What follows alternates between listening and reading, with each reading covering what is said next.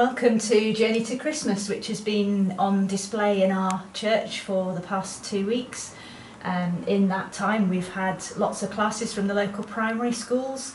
I think we've had about 150 children come through, but it's not just for children. In fact, there's a lot of parts of this that have things to really think about as we prepare for Christmas and get ourselves ready.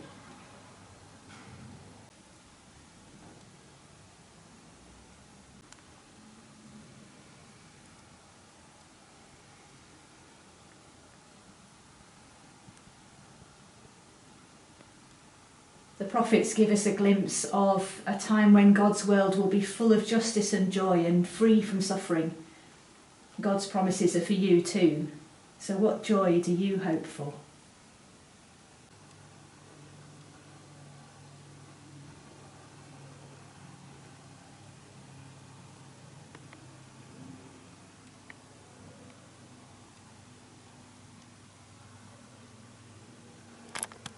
Isaiah calls us to get ready and clear the road for God to come amongst us.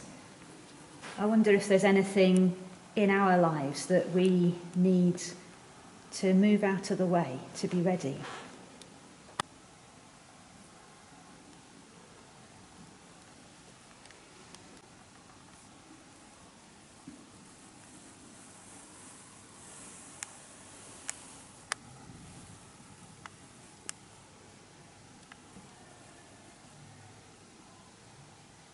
The people who walked in darkness have seen a bright light, and it shines on everyone who lives in the land of darkest shadows.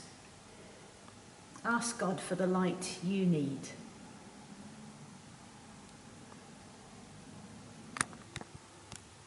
Mary and Joseph were ordinary people living ordinary lives when God called them to be a part of this extraordinary story.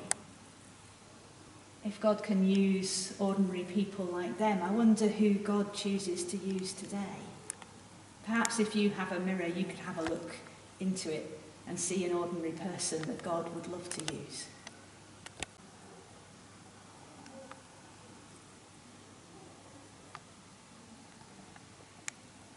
When Mary started to catch a glimpse of what it meant to be part of God's wonderful plan, she sang a song. If you have a hymn book anywhere, you might like to have a read of the words. Tell out my soul the greatness of the Lord. Unnumbered blessings give my spirit voice.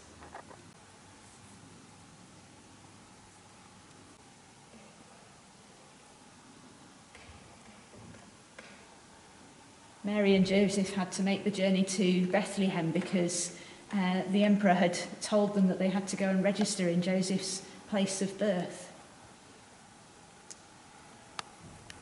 Lots of people today find themselves having to make journeys reluctantly.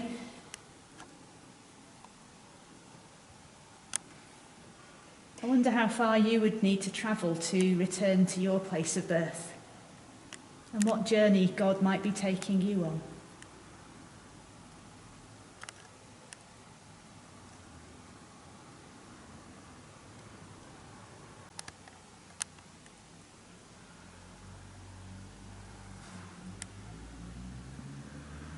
You can see all these lovely sheep that the school children have made in the past week and a bit. It's amazing to think about how the shepherds were called to leave the sheep behind. Their whole livelihood was based on taking good care of those sheep. I wonder how it felt to leave them behind on the hillside without any protection. Perhaps you might like to ask God if there's anything that you need to leave behind to go where God is calling you.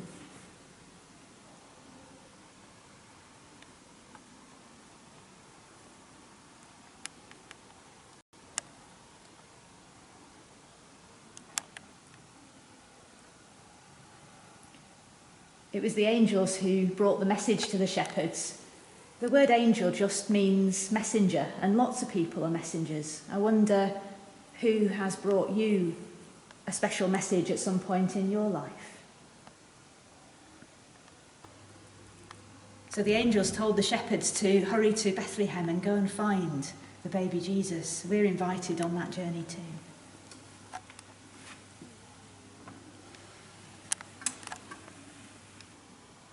So welcome, here is God's greatest gift to us. You might like to take a while to just enjoy being in the presence of Jesus.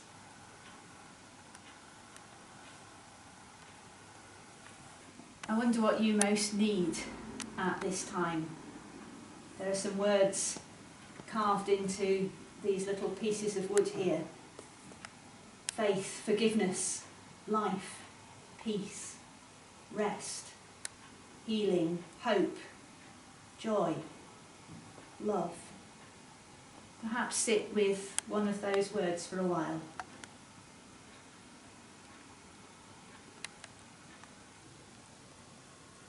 Some men who studied the stars came from the east.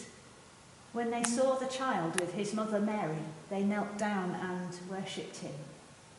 They brought out their gifts of gold, frankincense and myrrh and presented them to him.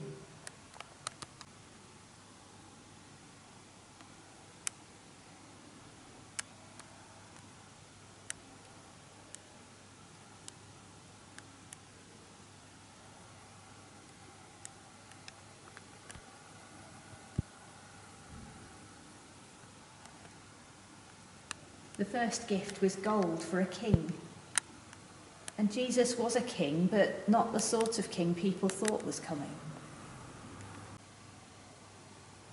If you'd been here in person, we'd have invited you to take a chocolate coin and, as you eat it, to give thanks for the riches of your life. Incense is a gift to remind people of God. The Jews would burn incense with their sacrifices when they worshipped in the temple. And some people still burn incense when they pray. Watch the smoke curling into the air.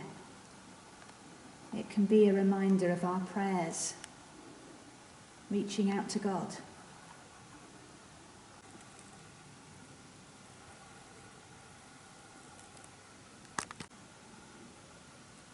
Is there someone you would like to pray for today?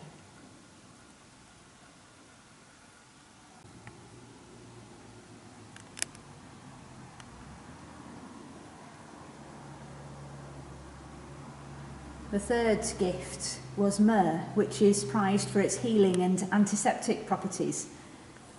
It would probably have been useful after childbirth. We have some myrrh oil here to use to anoint the places we would like to pray for.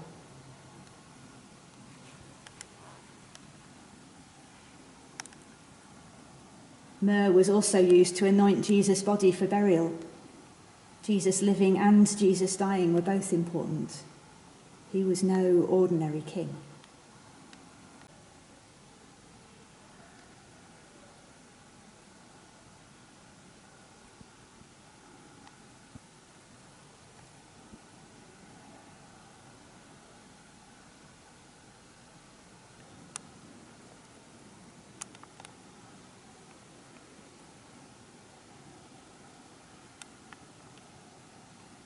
There's one last stop to make on this journey.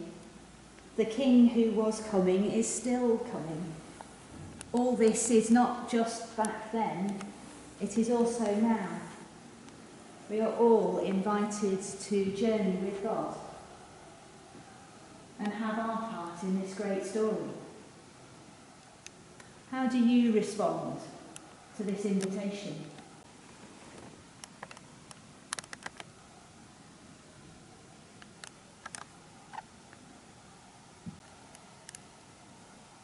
We give so many gifts at Christmas. What will you give to God in response to his love?